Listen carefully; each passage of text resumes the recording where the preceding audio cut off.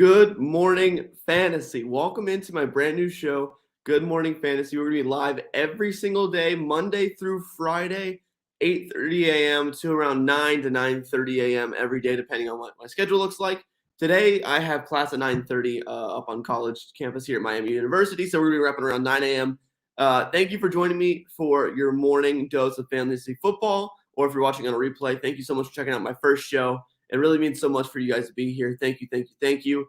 We're going to be live every single day, Monday through Friday, guys. It's a great start of a new era for myself, a new project for myself, and I hope you guys are here to enjoy it with me.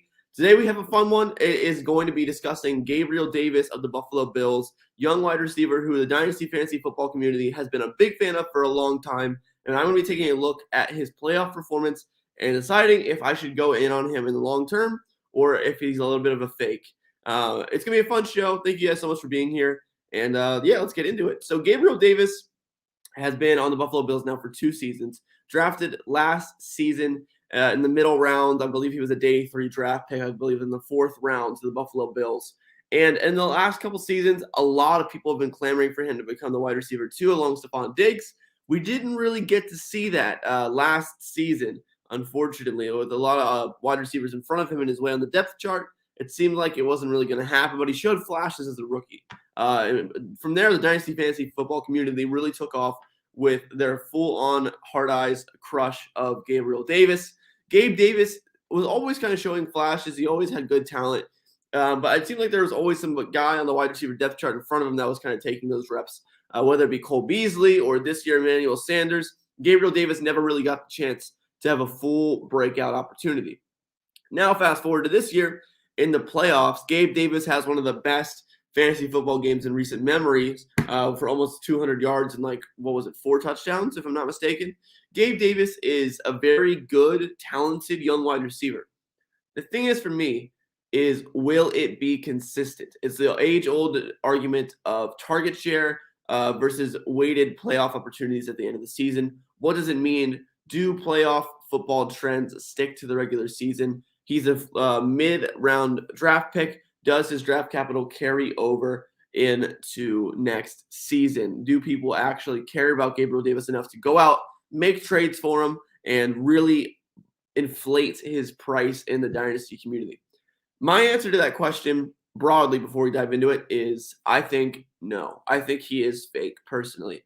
But I'm not out on him completely. Because Gabe Davis is, like I said, a very good wide receiver in real life. And I think he has great potential going forward.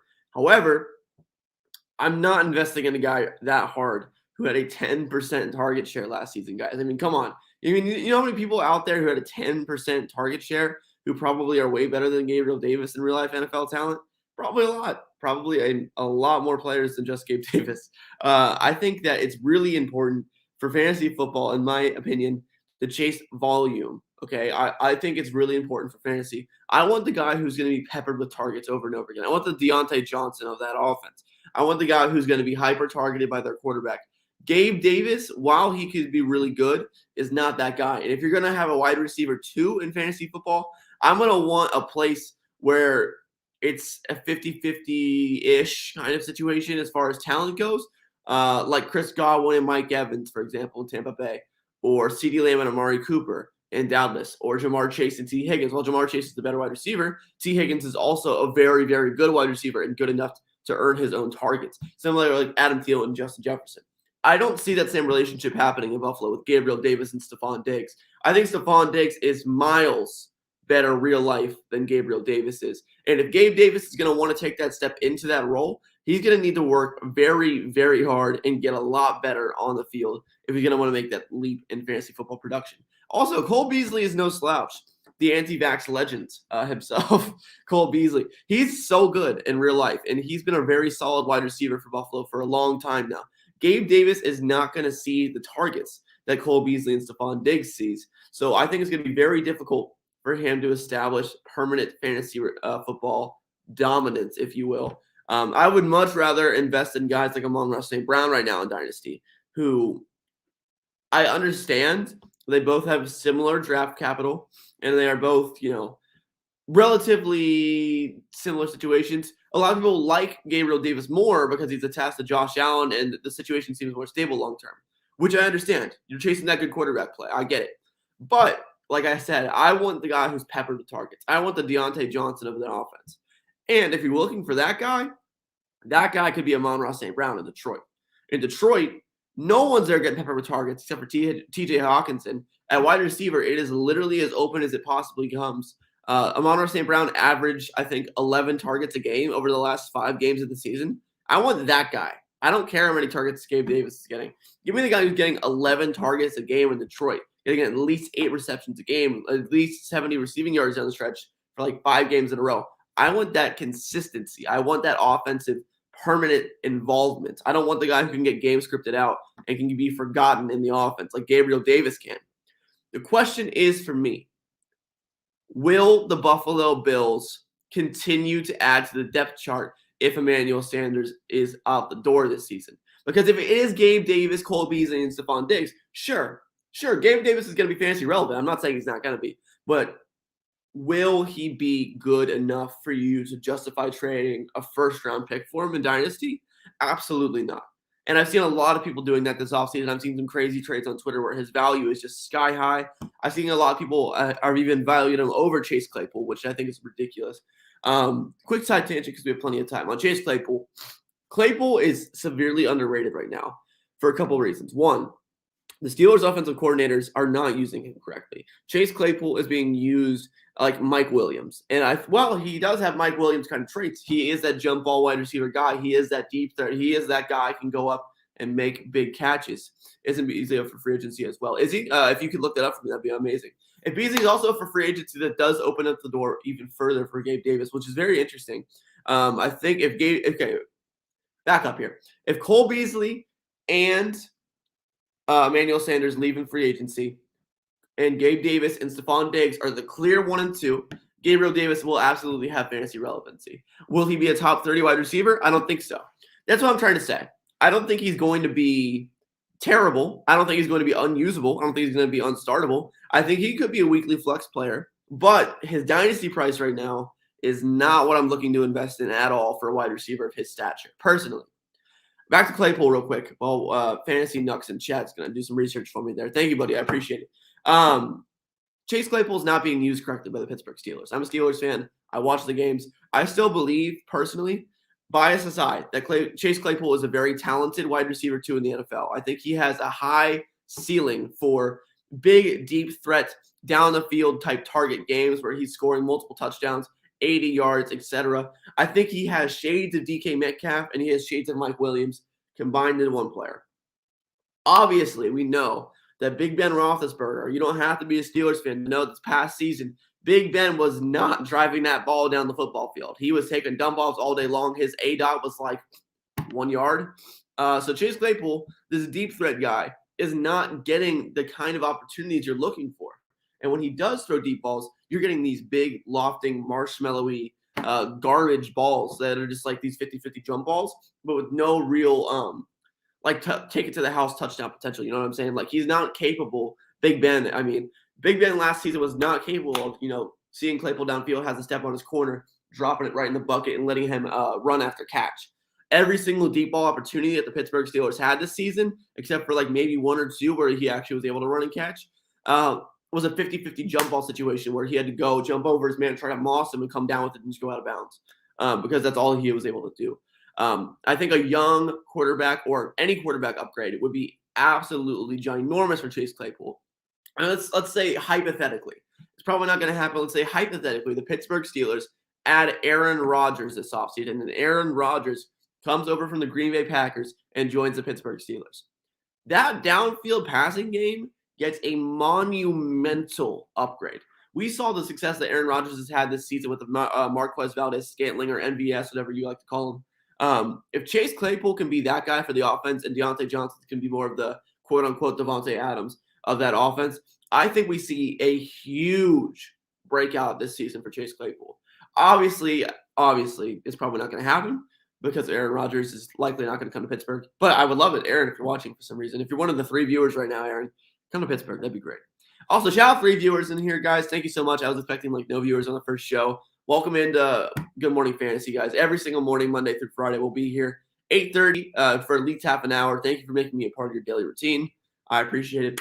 Back to Gabe Davis though. If Gabriel Davis carves out a role for himself, I think we could see a season. Let's say hypothetically that Emmanuel Sanders and Cole Beasley leave. I think he easily could be a 1,000-yard wide receiver. I'm not saying that he can't be. I just think that I would much rather invest in wide receivers that have a more stable target share. What's up, Kevin? How you doing, buddy? Thanks for being here, man. I love and appreciate you. Sorry you couldn't find the link. I'm late. No, you're good, dude. Thanks for being here. I appreciate it. If anyone has any questions or anything, let me know just down in the chat. Okay, so we just got the research results from my boy Fantasy Nux in the chat here. 2023 Beasley is a free agent. So Cole Beasley will be back in Buffalo. I also think Dawson Knox having a breakout season that he's had the last couple of years. This past season, Dawson Knox's breakout, was very huge for taking a bit of a touchdown stealing off of Gabriel Davis. So Fantasy Nux said 2023 Cole Beasley is a free agent, and Isaiah McKenzie is a free agent now. I don't really think Isaiah McKenzie personally plays that much of a role into Gabriel Davis. Sure, McKenzie has that big play potential. Kind of reminds me of John Hightower in the Philadelphia Eagles offense. I don't really care that much about Isaiah McKenzie. Sure, it's nice to take away another competitor, but I'm sure they'll replace a guy like that in the draft. We have a comment from my friend Kevin here. I'm big on Davis. I got him for free. I think he's an end-of-bench stash. And yeah, that's true about Dawson Knox. Yeah, I mean, definitely. In Dynasty, listen, guys, I'm totally fine with you having Gabriel Davis. I'm not saying that you should sell him. I'm not. Well, actually, I would consider selling him because his price is really high right now. So I would maybe consider that. But if you have him, no problem holding him. If you want to go get him, sure. Just don't overpay, okay? Because I think, like I mentioned, he is a good player in real life. I was in on him last season before we really got to see the relationship of him and Emmanuel Sanders. A lot of people were all in on Gabe Davis. I like him a lot. I really do. People actually compared him to Stephon Diggs as a prospect. I think he is a good, talented player. The thing is, I just don't know if I'm willing to invest Chase Claypool plus for Gabriel Davis. I would much rather have the latter of a guy who's more proven, in my opinion, and a more proven, consistent real-life football talent and fantasy football commodity, such as Chase Claypool. Gabriel Davis is a good football player, and he is in a great situation with great quarterback play. I just don't like investing in the guy who is alongside such an alpha as Stephon Diggs. Because Stephon Diggs is not just an alpha. He's not just a DeAndre Hopkins. He's not just a Julio Jones. He's not just a, you know what I mean? He is a target vacuum cleaner. That man sucks up all the target share. Stephon Diggs is hyper targeted. So I want that guy. I want that guy on my team. Obviously, everyone wants Stephon Diggs over Gabriel Davis, like boom, galaxy brain moment, duh. But I think that if you're investing high capital into an asset, you're going to want that guy who is the target alpha. That's why I'm so big on Amon-Ra St. Brown. Obviously, he did his production with TJ Hawkinson sidelines and majority DeAndre Swift sidelines. However, what we saw is a extraordinary scenario of taking advantage of your opportunity. And speaking of taking advantage of your opportunity, you can argue that that entire playoff game, all it was taking advantage of your opportunity, right? I'm sure the Buffalo Bills going into that game knew they had a matchup that they really wanted to exploit with a certain quarterback or a certain safety alignment in that game against the Kansas City Chiefs that allowed Gabriel Davis to go absolutely hamburglar because they actually just saw that, hey, our boy Davis here, he has a nice matchup that we really enjoy. It's kind of similar to what happened with T. Higgins yesterday and Jamar Chase. Sure, Chase had a good game. He had a touchdown. He had some big receptions and clutch moments. But T. Higgins is what fueled the Cincinnati Bengals drive, man. He had like 100 yards and like 8 catches, really moved the ball down the field, and he was that guy over the middle. If you watched the broadcast yesterday of the Chiefs-Bengals game, you heard Tony Romo talking over and over and over again, repetitivity of talking about T. Higgins and how he was a key for the Bengals' success to win that football game. I think the Buffalo Bills going into that game knew, hey, if we want to win this football game, we have to get Gabriel Davis involved. We need to get our number 2 outside receiver involved. And Gabe Davis delivered on them. He gave them the game of his life. 4 touchdowns, a ton of yards, and they lost. What does this mean going forward?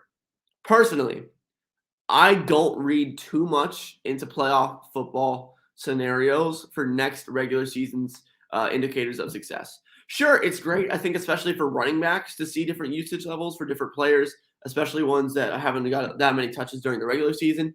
But in this case with Gabe Davis, I think that it's really important to remember that this is playoff football, and in playoff football, strategies are completely different than regular season football. Matchup exploitation is crucial to team success. And like I already mentioned, not to beat a dead horse here, but I really think that Davis' huge playoff game was more of a result of matchup exploitation and game planning strategy from the Kansas City Chiefs defensive schemes, rather than a true breakout for Gabe Davis to the point where the Buffalo Bills cannot deny his talent anymore. Like, oh my gosh, this guy's a superstar. We need to feed him the ball a ton. Whereas I think Amon-Ra St. Brown, for example, got that true breakout from the Detroit Lions front office, from Jared Goff. They recognized, man, this kid's balling out. Let's keep feeding him targets. Every single game down the stretch, he goes hyper targeted. If you look at Gabe Davis's playoff stats from the wild card against the Patriots or the end of regular season, I guarantee it doesn't match his playoffs because he had the game of his life. Why? Most likely matchup exploitation. We had another comment here from Kevin. Thank you so much for commenting, Kevin. Makes the stream a lot more fun, man. Appreciate you. He said, that's very true, too. Maybe I'll see if someone bites at some point. I wouldn't go out and trade for Davis, I agree. And you think McKinnon has some value with the Chiefs now or no? Another timeshare? So Kevin's asking about Jerick McKinnon, running back for the Kansas City Chiefs, now former San Francisco 49ers running back. He's been very involved in the Chiefs' running and passing game, especially passing game, down the run for the playoffs here. I think, Kevin, honestly, I'm not too sure what his contract situation's like. Someone could look up if he's a free agent. I think he probably is on a one-year deal. So it's going to be interesting to see if he wants to come back or after having a good playoff run with the team, he gets bought out by another team somewhere in free agency or gets picked up somewhere else. However, I do think if he comes back, he could be heavily involved with this offense. He's looked very, very fresh in the playoffs for the Chiefs. He's been a kind of a lightning in the bottle for that offense, being very reliable in the passing game. He's provided a spark on the ground as well. The Chiefs are really complicated right now with Darrell Williams, Clyde Edwards-Helaire, and Jerick McKinnon. I personally think that Clyde is one of the more underrated real-life NFL running backs. I think he is a very good runner who is very elusive, very low center of gravity, who bounces off people like a pinball and has elite reception skills. I just think this season is the story for Clyde Edwards-Helaire this season, in my opinion, is injury. We have a comment from Jay here. Jay, thank you so much for watching. Jay said, I've seen Gabriel Davis go for mid to late for rookie picks. You trade Davis for that 10 out of 10 times. Jay, listen, I absolutely agree with that, man. I think that if you can get a first-round pick for Gabriel Davis, I would sell him immediately. I would smash that trade button, dude. While Davis is a good player with a good future, most likely with high upside, I mean, this guy's only really had one big game. You know what I'm saying? He has a 10% target share this NFL season, and that's more sticky to me than the playoff breakout game. So Kevin also said, wow, Jay, I do that too. So, yeah, I mean, if you can go out there and get a first-round rookie pick for Gabriel Davis, I would do it absolutely 100 out of 100 times. That is the perfect move to make. And I guarantee you the player you're getting in a first-round rookie draft, even though the 2022 class isn't as heavy talent-wise as 2021 or what 2023 is going to be, the 2022 class still has plenty of talented players, especially wide receivers and running backs. So I think it's totally fine to go out and trade Gabe Davis for a first-round pick. A great move even. I think that the worst first-round rookie, the 112 in your rookie draft, is going to be a better player at the end of the day than Gabriel Davis from the Buffalo Bills. That's just my opinion. Obviously, if you disagree, totally fine. But I personally look for long-term stable assets in fantasy football, right? And I think Gabriel Davis for a first is a no-brainer decision. Because I think a lot of people underrate, too, in trades where you go out and trade a player for X draft capital, because that X draft capital oftentimes in trade negotiations has more value than the player himself. A lot of people are like, oh, okay, so if you're getting the 112 in a trade for Gabe Davis, for example, the last rookie pick in the first round, a lot of people are going to be like, okay, so Gabe Davis for the last rookie in the first round. I don't know, like the 112, it's not that clear cut for like who's going to be on the board there. I don't know if I like that trade. I promise you, if you hold on to that draft pick and trade it during the NFL draft or right by the NFL draft, that value will almost exponentially increase. rookie draft picks. Quick piece of Dynasty advice, guys. Hold on to those rookie draft picks, especially your first rounders right now. Do not trade them yet. People are just now starting to dive into NFL rookies and starting to do a bit of NFL draft prospect research. Wait until it becomes actual draft season. Wait until the combine starts. Wait until pro days start. Wait until NFL team workouts start.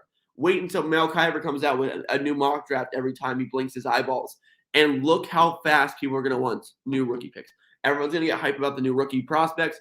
Everyone's going to want to trade for them. Everyone's going to want to get their guy in the rookie draft. It's human nature. I feel the same way. As hype increases, everyone wants those rookies. And that's part of the game. It really is.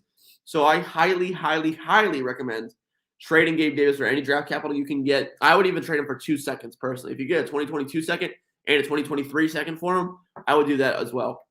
I think that 2 players is better than 1. People also heavily overrate the value of second-round picks in fantasy football, in my opinion. I mean, we saw guys like Elijah Moore and Justin Jefferson get picked in rookie drafts in the second round these past 2 years. Dude, rookie picks are very valuable, and making sure that you're doing your best to buy them at their lowest value and sell them at their peak value is very important. Like, I highly, highly, highly recommend right now to try to get 2024 first-round picks thrown into trades like they're a third or second-round value. Because 2 years from now, when it's 2023, or sorry, wow, it's 2022. 1 year from now, when it's 2023, 2024, that feels like next year, man. And then all of a sudden, that value starts to go up. It's the best sure thing investment you can do in Dynasty Fantasy Football is buy these assets. Dude, buying rookie picks is the best thing you can do. Because even if it's a late round pick and it doesn't hold its value as well, it's like guaranteed long-term value, right? Because if you buy, let's say, I keep talking about Amon-Ra St. Brown. Let's say you trade Gabriel Davis straight up for Amon-Ra St. Brown somehow. It's probably not going to happen because I think Amon-Ra's price is higher. 6 people in the stream right now, guys. Thank you so much for being here on my debut show. Thank you. It means a lot to me. Let's say you trade Gabe Davis straight up for Amon-Ra St. Brown, right? You could trade Amon-Ra St. Brown for a 2024 first-round pick. Some people think it's a bad trade. I personally probably would say that's a bad trade. Okay, right now, that's a bad trade. Trading Amon-Ra for a 2024 first-round pick. Why would you do that? The thing is, though, even if you lose, or 2023 first, let's say that the Detroit Lions go out and they add a top-tier wide receiver in the NFL draft this year, and they spend up in free agency for a guy like Will Fuller or Juju Smith-Schuster or one of those other top-tier wide receivers that are in free agency this season after a very good wide receiver class this year in free agency. Or they get Calvin Ridley or Michael Thomas or somebody, you know what I mean? There's so many wide receivers available right now in the NFL. If the Detroit Lions just add somebody at wide receiver 1 or wide receiver 2, Amon-Ra's price automatically takes a hit.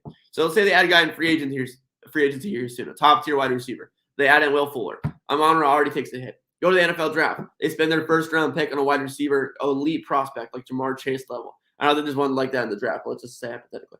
Another hit to his value. And then all of a sudden he's the wide receiver 3. And then TJ Hawkinson's back and healthy. And then another hit to his value. And then all of a sudden he's the target number 4 in that Detroit Lions offense. You got a first-round pick for him in your trade, right? 2023 first-round pick. All of a sudden next year you roll time rolls around. You have the 108. You're drafting a top-tier running back. It's going to be a top 10 dynasty running back now for Amon-Ra St. Brown that you traded away months ago. You see my point? Players are a lot more volatile in value than draft picks. So if you're going to trade players for draft picks, I highly recommend looking for those future ones. Because if you're looking for draft picks this year, let's say you're trading Gabriel Davis, right? I think you're a lot more likely going to get offers from teams that are like, okay, I'll give you the 2022 202, the second pick in the second round of the rookie draft, because people think that has more value right now than the 2023 first, because it's right now. People are impatient. People don't want to wait until next season. People want to draft this year. Would you rather have the 14th pick overall this year, or would you rather have the 7th overall pick next year? And that class is a lot better anyway. So what I'm trying to say is be patient, play the long-term game in Dynasty, especially with those draft picks. It's very, very important that you hold on long-term and try to get peak value for your players. All right, guys, it's been 25 minutes of show. I have to run for class here soon. Thank you so much for checking out the first episode of Good Morning Fantasy. We'll be live again tomorrow morning, Wednesday morning, Thursday morning, and Friday morning every single week, guys, starting at 8:30 a.m. Eastern Standard Time. If you're watching the replay right now, thank you so much for being here and checking out the show. Make sure you guys subscribe, and turn on the bell on the YouTube channel. Thank you guys so much for being here. I hope to see you in the chat every single day, and I hope you had a great morning. I'll see you tomorrow. Thank you for making me a part of your daily routine. Have a great day, everybody. I'll see you tomorrow morning at 8:30. Good morning, everybody. Goodbye.